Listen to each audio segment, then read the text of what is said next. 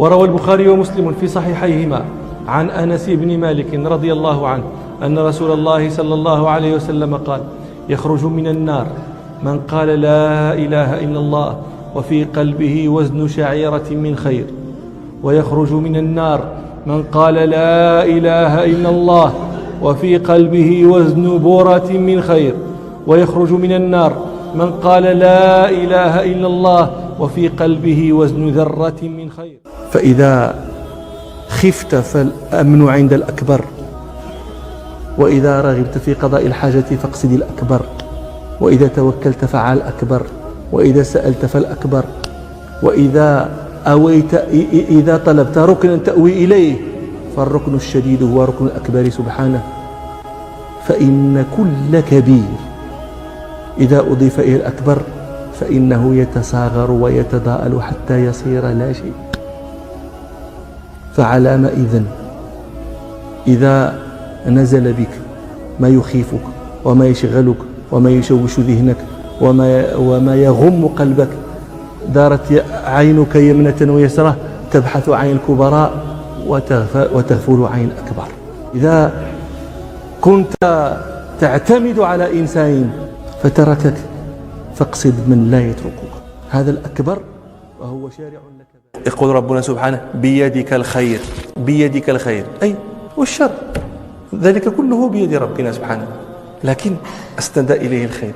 ولذلك النبي صلى الله عليه وسلم أيضا كان يقول في مناجاته لربه: والخير كله بيديك والشر ليس إليك. يعلمنا ربنا كيف ندعوه، كيف نتأدب في الدعاء. لماذا يعلمك هذا؟ لتحسن الدعاء، لتأخذ الإجابة، لتنال ما ترجوه تسأله في دعائك. وهذا من عظمة هذا الرب الكريم سبحانه، أنه يعلمك كيف تدعو، لتدعو وليعطيك. وقد أحسن من قال: لو لم تريد نيل ما نرجو ونطلبه من فيض جودك ما علمتنا الطلب، ولكنك علمتنا الطلب لنطلب لتعطينا. لو لم تريد نيل ما نرجو ونطلبه من فيض جودك ما علمتنا الطلب. الإمام الحافظ الكبير أبو موسى محمد بن المثنى العنزي الملقب بالزمن، اللي زمانة كانت أصابته، كان أصابه مرض نسأل الله العافية أقعده وأصابه بالزمانة فلقب بالزمن. وشوفي قيل إنه مكث في مرضه ذاك 7 سنين لا يتحرك ولا يقوم. ثم شوفي فسألوه عن سبب شفائه فقال: الدعاء. وهذا سبب يذهل عنه المرضى، وهو سبب أي سبب. لو كانوا يفقهون يلجؤون إلى ما يرونه شفاء ويدعون ما يذهلون عنه. وفيه الشفاء عندما ييأس الطبيب بعقاقيره ولا يدله علمه على موضع الداء ولا على مكمن الشفاء، ومع ذلك الناس تسمعها تئن ولكنها تذهل عن الدعاء وعن ذكر ربنا سبحانه. انتبهوا إلى قوله رحمه الله: اتق الله فتقوى الله ما جاورت قلب امرئ، لتفهم أن محل ظهور التقوى القلب.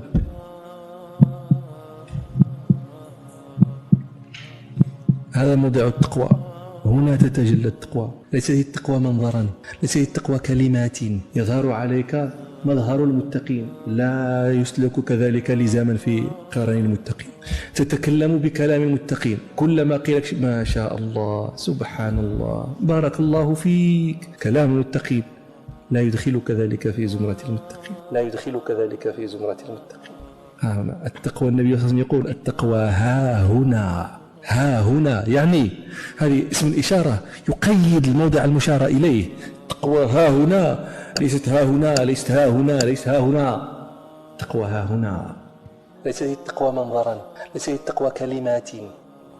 كنت مع الصبا أهدى سبيلا، تجالس طلبة العلم، تبغي حلقة الذكر، تنظر في سمت الصالحين، تجتهد في العبادة، تجتهد في بذل الخير ونفع المسلمين. كنت مجتهدا تريد ما عند الله وتتكلم على الآخرة، فما لك خالا أصابتك هذه الانتكاسة.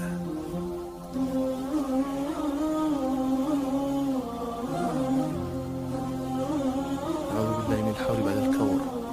كان رسول الله صلى الله عليه وسلم يعوذ بالله من السلب بعد العطاء، أن تعطى الهداية ثم تسلبها، وما سلبتها ما سلبكها كان ظلما لك من ربك. أيها الناس، إنما هو مسلكان: من يريد الله به خيرا يسلك به سبل الخير، ومن يسلك به غير ذلك فلا يلومن إلا نفسه. وهما وعدان: وعد صادق ووعد كاذب. الشيطان يعدكم الفقر ويأمركم بالفحشاء، والله يعدكم مغفرة منه وفضلا. فلينظر امرؤ أي الوعدين يصدق، ولينظر إلى أي الواعدين يطمئن ويميل.